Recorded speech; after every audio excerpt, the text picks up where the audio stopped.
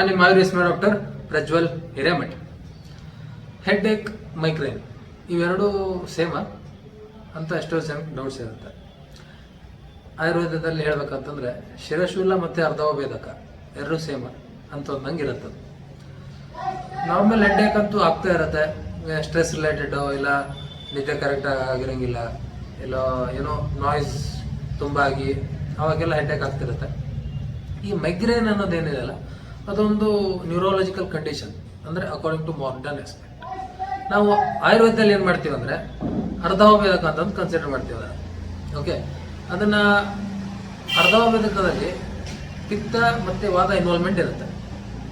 So ಪಿತ್ತ ಎಲ್ಲಿರುತ್ತೆ ಅಂದರೆ ರಕ್ತದಲ್ಲಿ ಪಿತ್ತ ಇರುತ್ತೆ. ಅಂದರೆ ನಾವು ಆಶ್ರಯಿ ಭೂತ ಅಂತಂತೀವಿ. ಸೊ ಅವಾಗ ಏನಾಗುತ್ತೆ ಅಂತಂದರೆ ನಾವು ಆ ಕಂಡೀಷನಲ್ಲಿ ರಕ್ತ ಮೋಕ್ಷಣ ಮಾಡ್ತೀವಿ.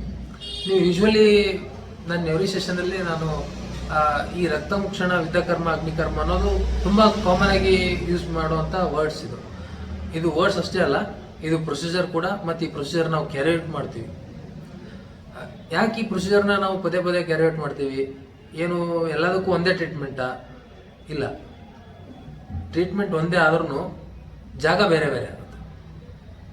ಹಾಗೆ ನಾವು ಮತ್ತೆ ಏನು ಅರ್ಧೋಭೇದಕ ಅಂದರೆ ಮೈಗ್ರೇನ್, ಅಲ್ಲಿ ಎಲ್ಲಿ ರಕ್ತ ಮೋಕ್ಷಣ ಮಾಡ್ತೀವಿ ಅಂತ ಒಂದು ಕಾನ್ಸೆಪ್ಟ್ ಇರುತ್ತೆ.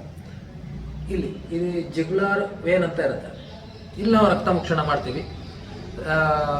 ಇಲ್ಲಿ ಕೆಳಗಡೆ ಇದನ್ನು ಹಿಂಗೆ ಬ್ಲಾಕ್ ಮಾಡಿ ಇಲ್ಲಿ ಮೇಲ್ಗಡೆಯಿಂದ ನಾವು ರಕ್ತ ಮೋಕ್ಷಣ ಮಾಡ್ತೀವಿ. ಸೊ ದ್ಯಾಟ್ ಇಲ್ಲಿ ವಿಶೇಟೆಡ್ ಆಗಿದ್ದ ರಕ್ತನ ಔಟ್ಸೈಡ್ ತೆಗಿತೀವಿ. ನಾವು ಏನಾಗುತ್ತೆ ಅಂತಂದರೆ ನಾವು ರೋಗಕ್ಕಿಂತ ಜಾಸ್ತಿ ಇಂಪಾರ್ಟೆನ್ಸ್ ಕೊಡೋದು ರೋಗದ ಮೂಲ. ಆ ರೋಗದ ಮೂಲನ ನಾವು ಟಾರ್ಗೆಟ್ ಮಾಡಿ ಕಾನ್ಸಂಟ್ರೇಟ್ ಮಾಡಿಕೊಂಡು ಅಲ್ಲಿನ ನಾವೇನು ಟ್ರೀಟ್ಮೆಂಟ್ ಕೊಡ್ತೀವಲ್ಲ ಅದು ತುಂಬ ಇಂಪಾರ್ಟೆಂಟ್ ಆಗುತ್ತೆ. ರೋಗದ ಮೂಲನೇ ಹೊರಗೋದ್ಮೇಲೆ ರೋಗ ಎಲ್ಲಿಂದ ಉಳಿಯುತ್ತೆ. ಹಾಗಾಗಿ ನಾವು ಓರಲ್ ಮೆಡಿಸಿನ್ ಸ್ಟಾರ್ಟ್ ಮಾಡ್ತೀವಿ. ಅದಾದಮೇಲೆ ಮತ್ತು ಏನು ಇದು ರಕ್ತ ಮೋಕ್ಷಣ ಮಾಡಿದ ಮೇಲೆ ಕಂಪ್ಲೀಟಾಗಿ ಹೋಗುತ್ತಾ, ಏನು ಮತ್ತೆ ಬರುತ್ತಾ ಅನ್ನೋ ಡೌಟ್ ಇರುತ್ತೆ. ಮತ್ತು ಈ ರಕ್ತ ಮೋಕ್ಷಣ ಯಾವಾಗ ಮಾಡಬೇಕು? ರಕ್ತ ಮೋಕ್ಷಣ ಮಾಡ್ಬೇಕಂತಂದರೆ ಆ ಪೇಷಂಟ್ಗೆ ತಲೆನೋವು ಇರಬೇಕು. ಆ ಮೈಗ್ರೇನ್ ಆದಾಗ ಅವ್ರಿಗೆ ಏನು ಹೆಡ್ಡೇಕ್ ಇರುತ್ತಲ್ಲ, ಆ ಹೆಡ್ಡೇಕ್ ಆ ಕಂಡೀಷನ್ ಇರಬೇಕು. ಆ ಕಂಡೀಷನ್ ಇದ್ದಾಗ ಮಾತ್ರ ರಕ್ತ ಮೋಕ್ಷಣ ಮಾಡೋಕ್ಕಾಗೋದು. ಅಂದರೆ ಆವಾಗ ನಿಮಗೆ ವಿಸಿಬಿಲಿಟಿ ಇರುತ್ತೆ, ನಂಗೆ ಹಿಂಗೆ ಹೋಗ್ತಾ ಇದೆ ಸರ್, ಇನ್ನೂ ಪೇನ್ ಕಮ್ಮಿ ಆಗ್ತಿದೆ ಅಂತ ಪೇಷಂಟ್ ಸ್ವತಃ ಹೇಳ್ತಾರೆ.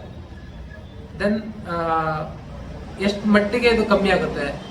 ಏನು ಒಂದೇ ಸಲ ಕಮ್ಮಿ ಆಗುತ್ತೆ? ಪದೇ ಪದೇ ಮಾಡ್ಬೇಕಾ? ಇಲ್ಲ, ಒಂದೇ ಸಲ ಸಿಂಗಲ್ ಸಿಟ್ಟಿಂಗ್ ಸಾಕು. ಒಂದು ಸಲ ಮಾಡಿದಾಗ ಅವರು ಅರೌಂಡ್ 90% ರಿಯಕರೆನ್ಸ್ ಆಗಲ್ಲ, ಎಲ್ಲೋ ಒಂದು 5-10% ರಿಯಕರೆನ್ಸ್ ಚಾನ್ಸಸ್ ಇರುತ್ತೆ. ಅದಾದಮೇಲೆ ನಾವು ಓರಲ್ ಮೆಡಿಸಿನ್ ನಾವೆಲ್ಲ ಸ್ಟಾರ್ಟ್ ಮಾಡ್ಕೊಂಡು ನಾವು ಅದ್ರ ಬಗ್ಗೆ ಕಾನ್ಸಂಟ್ರೇಟ್ ಆಗಿ ಕರೆಕ್ಟಾಗಿ ಕ್ಯೂರ್ ಮಾಡೋಕ್ಕಾಗುತ್ತೆ. ಓಕೆ, ನಮಸ್ಕಾರ.